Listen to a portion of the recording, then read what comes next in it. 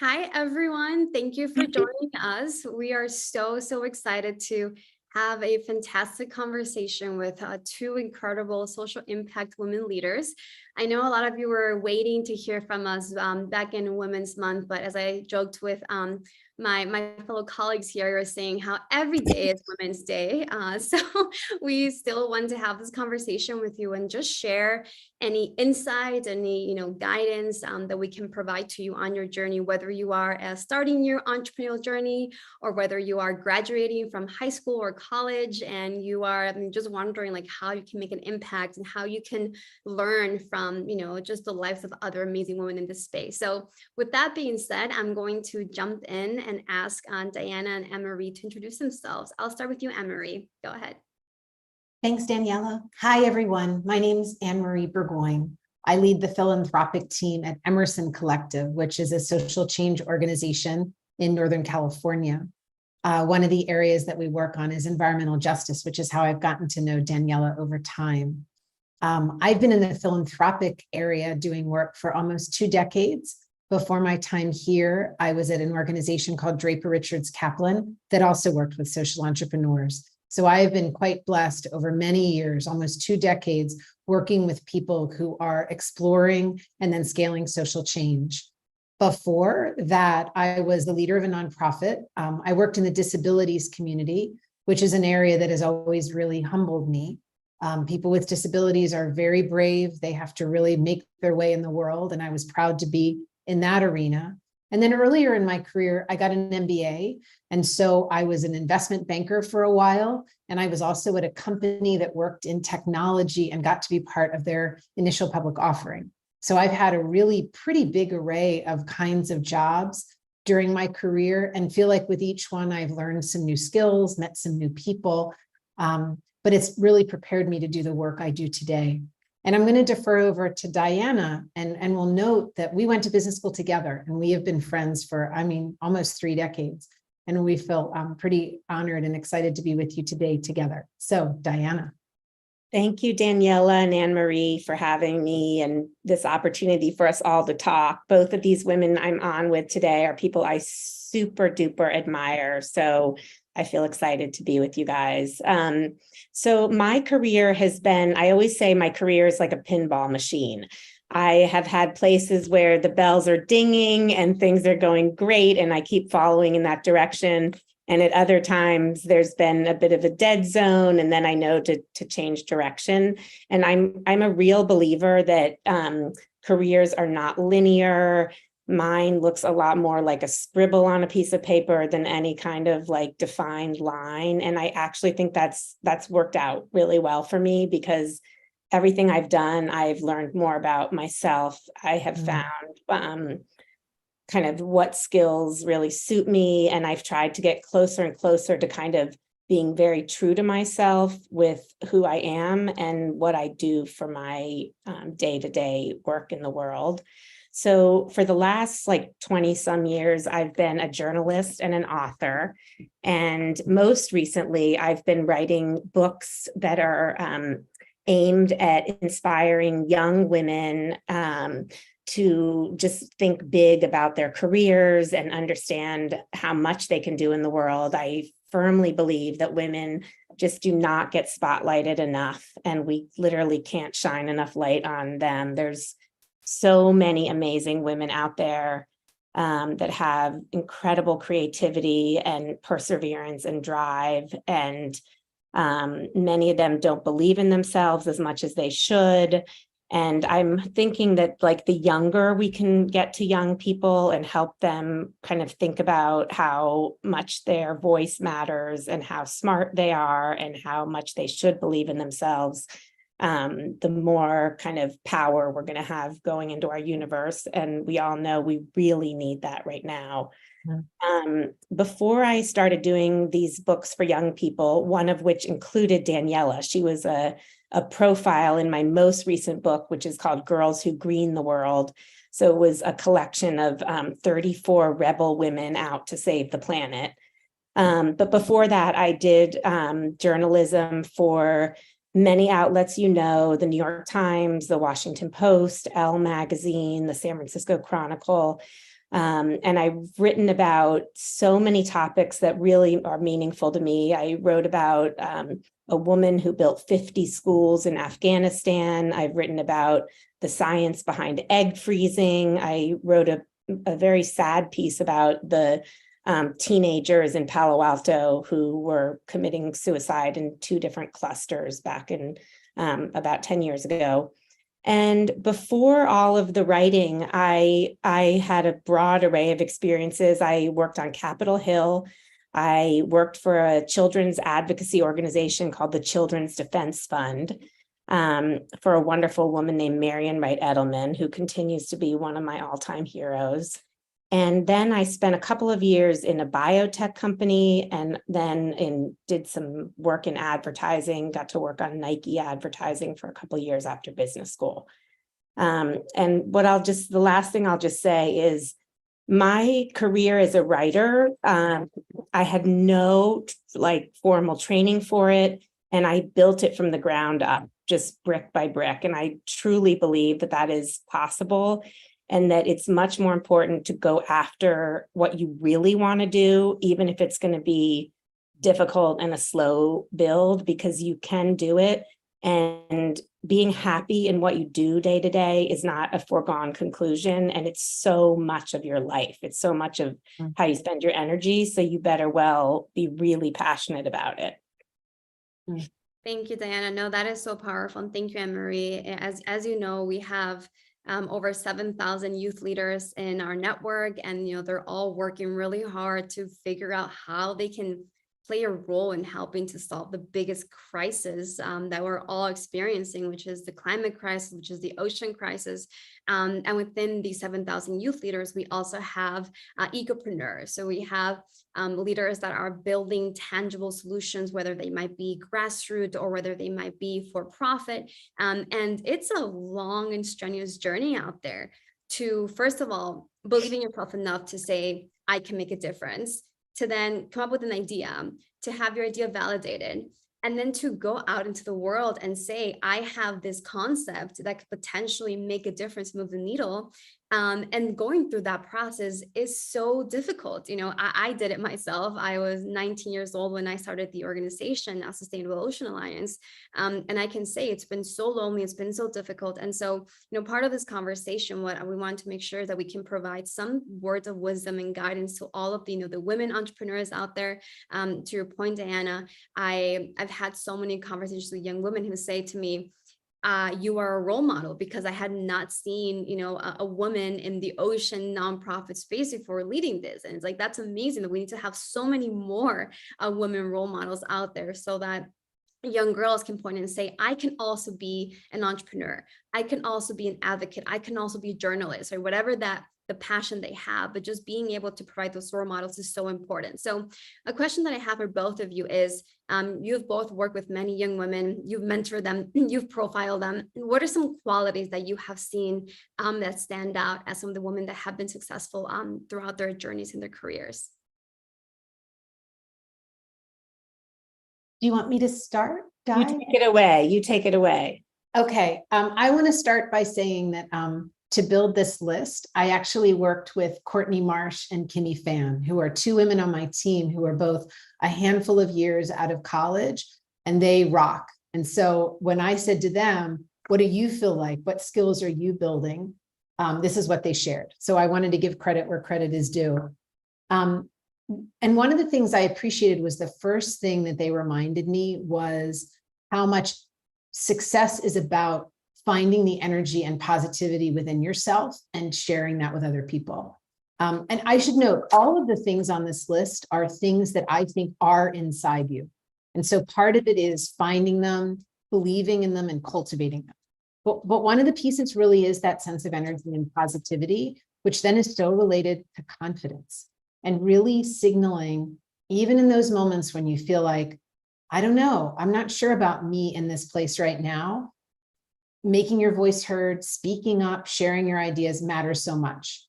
One of the other things that Kimmy and Courtney reminded me is something I guess I do compulsively, but I think it is a way to find a path to success, is I never leave a meeting without an action item, something that that I do, that I say I'm going to do. And I think a piece of it is it keeps me really engaged in the meeting because I'm trying to think the whole time, what could my next step be?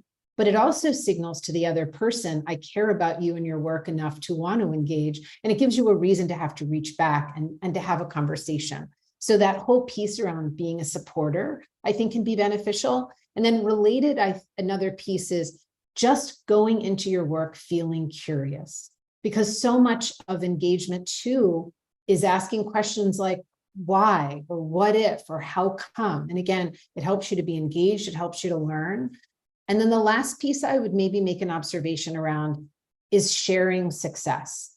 I mean, life is a team sport, work is a team sport, and no one can go by themselves. We are sufficient for ourselves, but we are not sufficient for the greater things we need to engage in and with.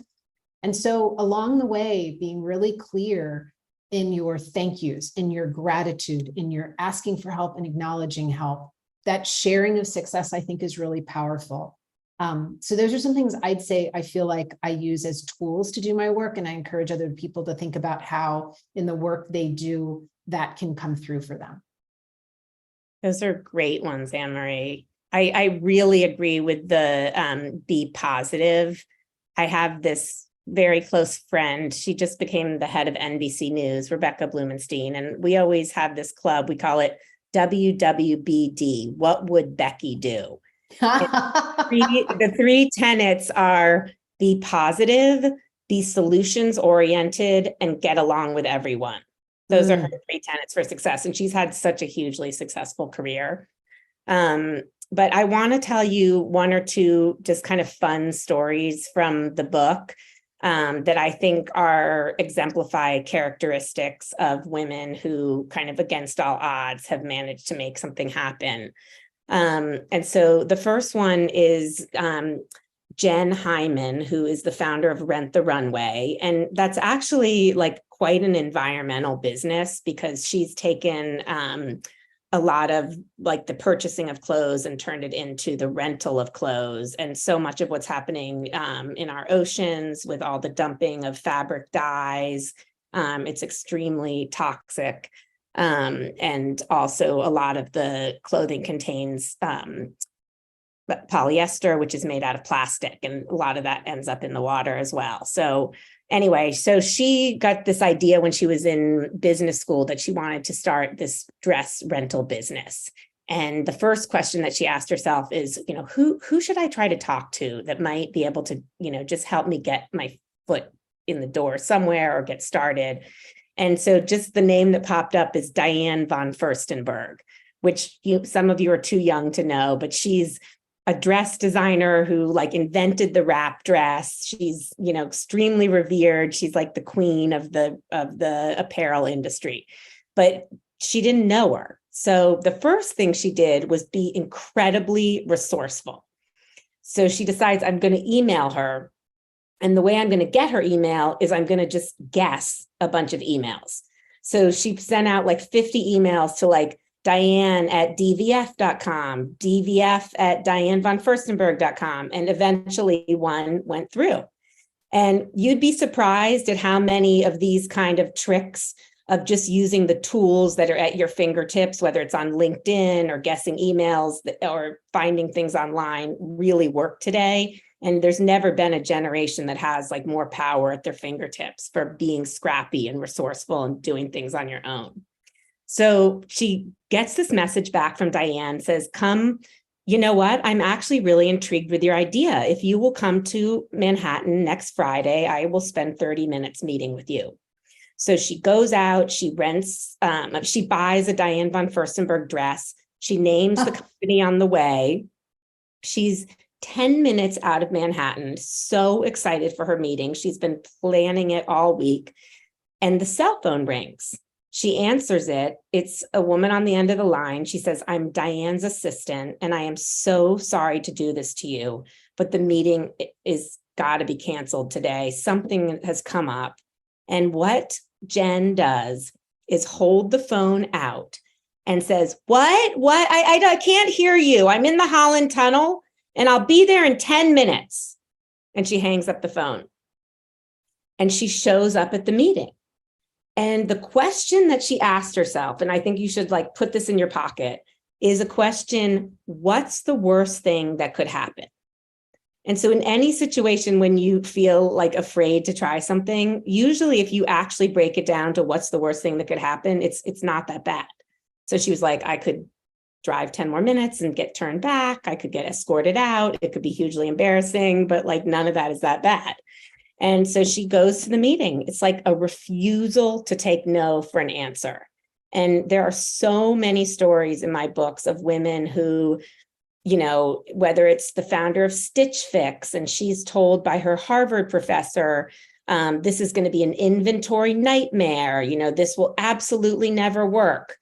And so just being willing to kind of take that in and listen to the criticisms, because sometimes there's something very useful in them, even if it's only just to understand what other people's skepticisms are.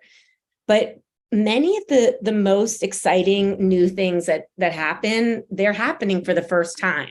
There isn't a model.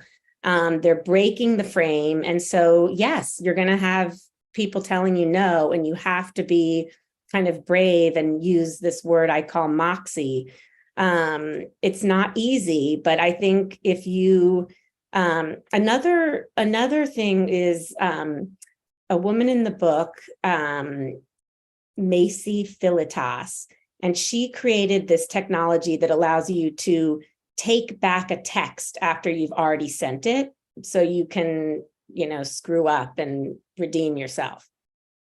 But when she got a lot of criticism, her father always said to her, the criticism is not of you, Macy. It's not about you, the person. It's about the idea. And so being able to kind of separate when people are negative, it's not about you. And I think that's a way to kind of protect yourself a bit from feeling really taken down by criticism.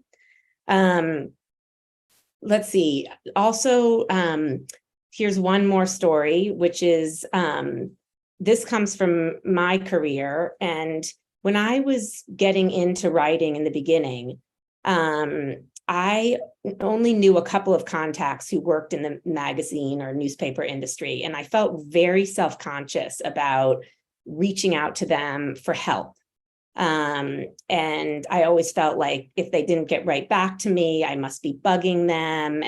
But I was so reliant on them because they were really the only chance I felt I had. And it was actually my husband who had this idea. He said, instead of, you know, continuing to email Nina asking, you know, what do you think of this idea? Or could you read my pitch? Or could you give me a contact here? Why don't you write to her and ask her, would you be a coach to me? Meet me every other week for an hour for a tea, and I'll pay you a small amount of money, and maybe you can help me get started in my career as a writer. And it totally changed the dynamic. All of a sudden, she was interested in my career. She was had some investment in me. Not that this is always going to work, but I think sort of that turning the tables and turning a relationship that feels like you're just only asking for something, maybe you can have something in it for them, which is she loves to mentor. So those are just a few thoughts for you. I love that. Thanks, Anne, and thanks, Emery. You know, I think the list that you just shared is phenomenal, and if we can just have like a little handbook of those, it would go such a long way. And what I would also add to answer a question that came up in relation to what else can an individual do if they want to take the leap of faith and become an ecopreneur? And, you know, I would say that the one through line of every single entrepreneur that I've read about, or I'm sure all of you have listened to, or if you haven't, you should, to the podcast, How I Built This, right? Like all the successful entrepreneurs, is that no one knew what they were doing. And I think, to me, that's the most fascinating aspect of it, because you don't have to be an expert in the field. You just have to have enough curiosity. You have to have found that gap in the market, and you have to have an idea that you believe in, that you think can change the world in a way that is going to make a difference for you. And so I think that, you know, for people that are hesitating to take the leap of faith, to become ecopreneurs, what I would say is, is just do it. Like going back to what Diana said, what's the worst that can happen?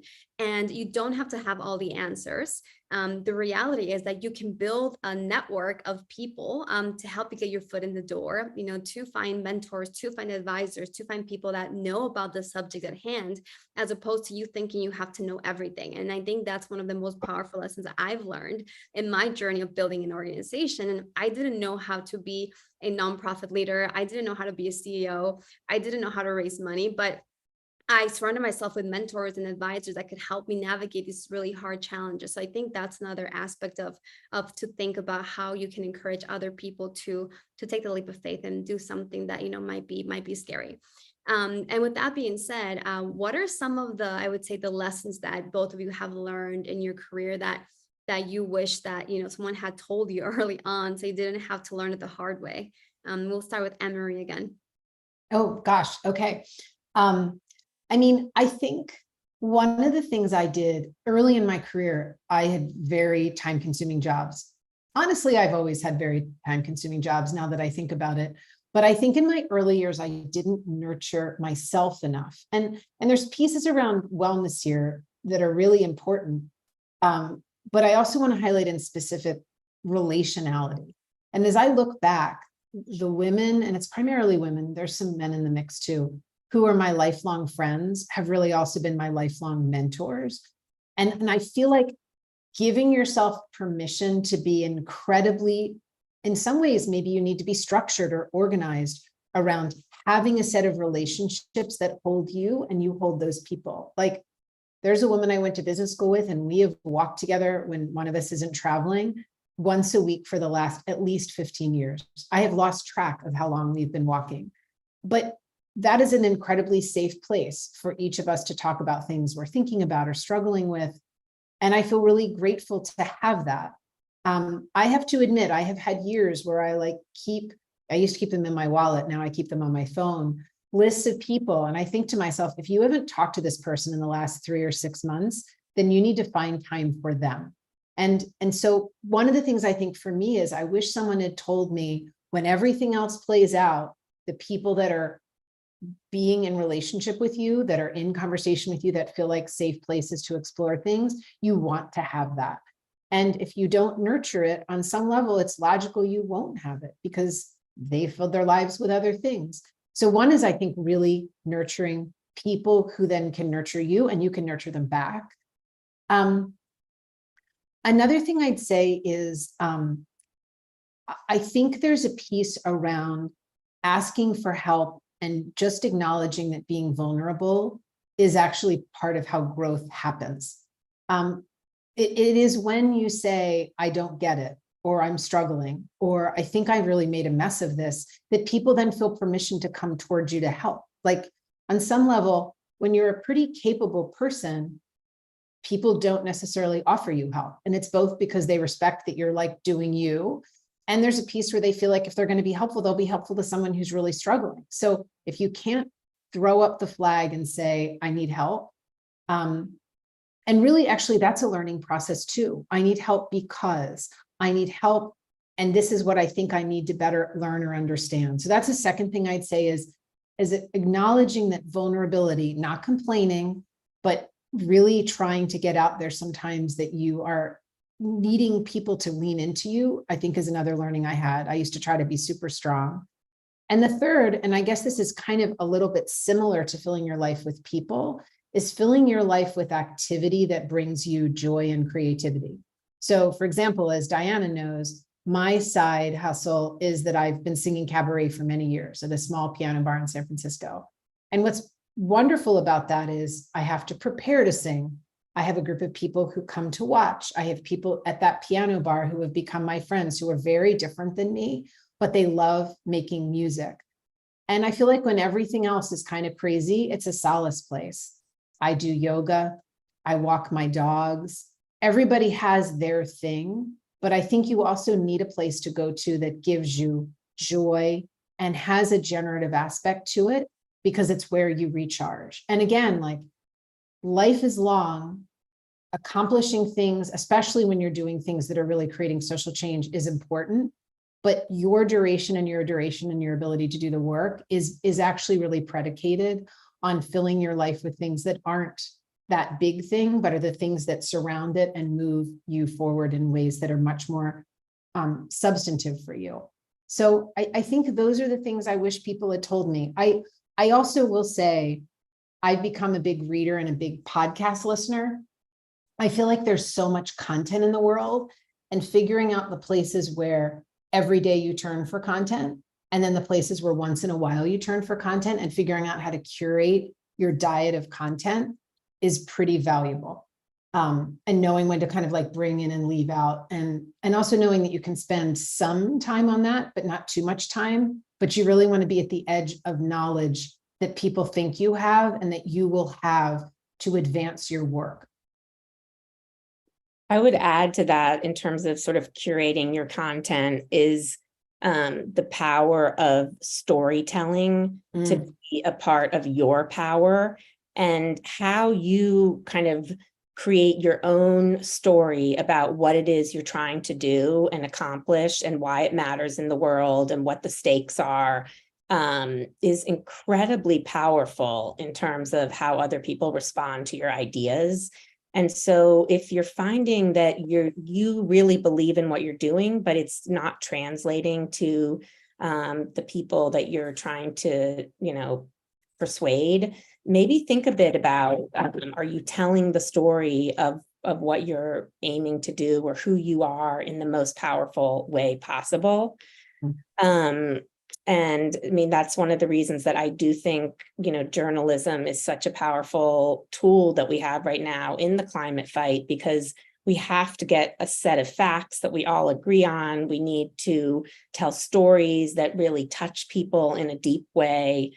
I also will build on Anne-Marie's kind of thought about vulnerability. And I think all of us spend too much time worrying about how we look to people on the outside and how people are judging what we're doing, or if we're being successful, or if what we're doing is important. And the fact is that I found the most powerful voice for myself when I went back to the very beginning and I decided to start this journalism career. And it required me to be, incredibly vulnerable. I was pitching the best of the Bay, these tiny little paragraphs to the San Francisco magazine, and, put myself out there as someone who had very few clips and I was an amateur. And I then had to slowly grow it, but it did grow. So if you keep your eye on the ball, which is the quality of the work, and you take classes and watch, videos on YouTube and TED Talks, and, learn more to bring to whatever it is that you're trying to do, you can build your skill set on your own. And, tapping resources that are out there is really easy right now. Mm-hmm. You should always be learning and growing parts of yourself, and, working on your writing, or, taking a science class so that you really understand what it is that you're talking about in the, the ocean space. I remember when I first went to work at this biotech company, it was right in the beginning of the genetics revolution, and taking a genetics class at Stanford, and just how much more confident I felt in meetings once I had just, a basic background in the science, allowed me to kind of, be that person in the meeting that would sit at the table and speak up a little bit more. So help yourself in the ways that you can. This is a really silly story, but I would also say that proofreading your work, doing good work is really important. And I always tell this story about the morning after we put out our public offering at Affymax, this biotech company where I worked in the mid-90s. And I was the head of PR. And so I was so proud to put a press release in every one of the 100 mailboxes announcing our initial pubic offering. Yeah. So that was a really bad career moment. I didn't think I would ever come back from that, but I'm telling you, nothing goes out of my mailbox without a second look over ever since that. And sometimes you have to just have the biggest screw up in order to teach yourself those hard lessons, but they stick with you and everyone makes them. We're all full of funny mistake stories and we should all tell them more. And I mentioned earlier the podcast, How I Built This by Guy Raz and NPR. Are there any other podcasts now that we mentioned content and self-learning that you recommend specifically to the folks that are watching? I'm listening a lot right now to something called the Huberman Lab. He's a scientist at Stanford. He has a lot of great information about wellness and the brain. I was listening to a piece yesterday about what in the brain allows us to think creatively. And that was really interesting to me. I also listen to a lot of books on tape lately. I just consume a lot more books when I'm walking the dog or I'm in the car. So I've read some really interesting things. Emery, anything that you have?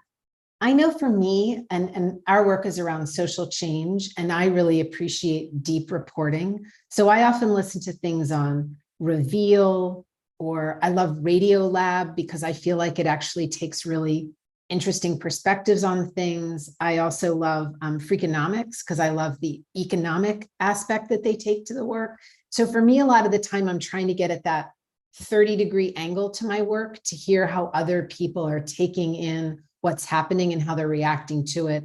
And as Diana said, and you saw Diana is such a good storyteller, how they storytell around it, how they're taking the raw facts and bringing them to people and bringing a really nice perspective for people to understand. Amazing. Thank you for sharing those. We'll be sure to also put them into the notes so that everyone can check them out. And Diana, you are phenomenal at storytelling. I got lost in your story. I was like, oh, wait, I'm actually doing this thing online. But I was so listening to what you were saying. That's amazing. So, I think just to wrap up, and the final question that I have, and we talked about this a little bit, but it's that self-confidence. So I'm sure that, through your journeys, you've had failures, you've had experiences that taught you how to just have that confidence and that ability to advocate for yourself. There's a lot of young women out there who it's just scary, especially when you enter a room where no one looks like you, right? I've had a lot of those experiences in building SOA, and that I walked into the room being the youngest in the room, the only woman, the only person of color, and the person with the crazy idea, right, of building a global nonprofit to support young people to create solutions. And I was surrounded by people that didn't look like me, and I was surrounded by people that didn't think that my idea made any sense. And so I think that what I did is I just believed in the concept that I had, and I had a lot of confidence growing up because my mom always put me in really, I would say she always put me out there. She made me go and speak to the cashier as a little kid. She made me go buy the groceries. So I think that my nurturing had a lot to do with my confidence. And I also think just the fact that I had to grow up, very early in life because of my, my family circumstances also played a role into it. So I'm just curious to hear from both of you of any experiences or failures or anything you can share that has enabled you to have that self-confidence, and how is that translatable for people that are listening as to how they can develop that self-confidence themselves? One thing I can tell you women is I've now interviewed over 100 female CEOs for the 2 books that I've done in the last 4 years. And first of all, I'd say 80 to 90% of them, just like Daniela said, knew nothing about the category that they're entering before they got started.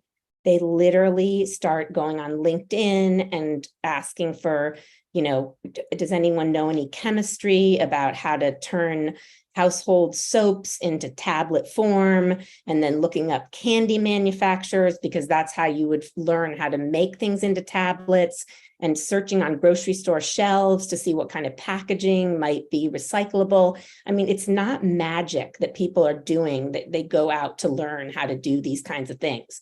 It's things that you do know how to do. It's about asking people, also making small asks, like anyone give you 10 minutes on the phone, and being really persistent about it. And the other thing I can tell you is, as young women, everyone is looking to hear from you right now. There is such demand to fund young women, to bring young women onto boards and into companies. It is your moment. It really is. I mean, it's a very exciting time, I believe, to be a young woman, and particularly to be a young woman of color. We are taking action and change, and believe that about yourself, that people, they want to know what you have to say. They're waiting to hear what you have to say. And maybe one thing I would offer is, I think technology is really working in your favor, which Diana mentioned. There's so many channels where people are closer together than ever before. And I also think there is a recognition that the world is changing in ways that are hard and disproportionately different for different people. And that's real news to people, which is why I think Diane is right. People are more primed to listen to voices of people who are different than them, but are in a position to share what is true. And I think if you can come into a conversation in a way that gives people room, meaning not blaming, which I don't think is how you would come in, but really acknowledging, I have a life experience that has brought me to a place where some of the solutions the world needs, I'm in a position to identify and help with. Would you have that conversation with me? That feels very welcoming and inviting. And I think people are really desirous to be in those kinds of conversations. Another thing I'd say too is, I feel like you should be working up and down the ladder of plan A, plan B, plan C, meaning, you know what plan A is. You're working plan A really hard. But if something slightly doesn't work out, then you move to plan B. If this outreach didn't work, I got this person, I got this person. If this message didn't work, I'm going to tinker with it and I'm going to try a different message. But also just allowing yourself to be both very focused and very iterative at the same time, and taking like the messages of the universe and helping them to understand where that iteration could happen.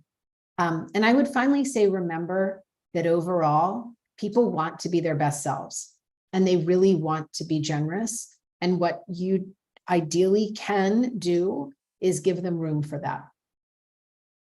Thanks, Anne-Marie. Those are beautiful words. And, I think the one thing I will add as well is just remember that you can fail forward, and you can learn from your mistakes.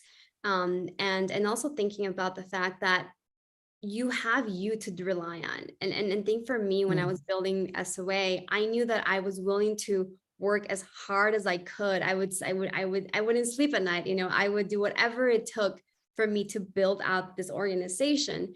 And so there's a component of self-awareness too, is knowing what you're good at, knowing what your strengths are, knowing what your weaknesses are, knowing what you're willing to do and sacrifice for that goal that you have. Because then you know what you're capable of doing and you know how hard you're willing to work for it. And no one else is depending on anything but on you. So I think that's something that helped me a lot as I was going through my journey. Even if I got 100 no's at the beginning and looking for funding, I knew that I would still work hard, to your point, to look for that yes, to find that person that would believe in me and in my idea. And speaking of funding, there is a question here that we have. If either of you know of any specific funding opportunities for young women to look out for, any databases or resources or programs that you might know of off the top of your head? One thing I would say off the top of my head is there are so many pitch competitions that are going on absolutely everywhere. And many of the women in the book, that was their initial kind of vote of confidence. And once they had done well in a pitch competition, it led them to new contacts and new opportunities. So look for those because they're honestly everywhere. They're at universities are putting them on, incubators. They're literally all over the place. And maybe the other thing I'd throw in the mix is to think about both your network and experiences and the commons in which you sit. Meaning, universities sometimes have research money in different departments that's there. And it's kind of something you have to ask for and come with some level of directionality around. But it's an asking that you find out if it's there, or maybe some faculty member simply says, I'm doing some research, but I can carve something out for you, or I know somebody and I can introduce you. But similarly, like a lot of cities have Rotary clubs, and Rotary clubs often have funds to support young people in doing some kind of outreach work. There's Optimist and Sir Optimist clubs. Sometimes churches have small amounts of money. So a lot of the time, these are not big pools of organized money, but it is amazing how organizations that have historically believed in building community and in supporting next generation leaders have ways to get money to people, and with some level of flexibility, not a lot of rules, not a lot of process. So I think there's a piece around asking, who am I? Who have I interacted with? What have I interacted with? Where am I sitting right now? And what might be around me that if I can explain my vision, there are some group of people who could say, we can embrace you, or we can help you on the path to find the next group of people who could be the people that could embrace you. It's a bit about creativity. Sorry, Di. I was just going to say, sort of look inside your own network. You know, is there a professor that you connected with when you were back at school, or maybe someone who was in a former job that you know believes in you? You know, ask those people, you know, who do you know that might do angel investing or might be willing to, you know, back me or loan me? Those are the people to start with. People that already are in your world, who know you a bit, I think is a great way to start.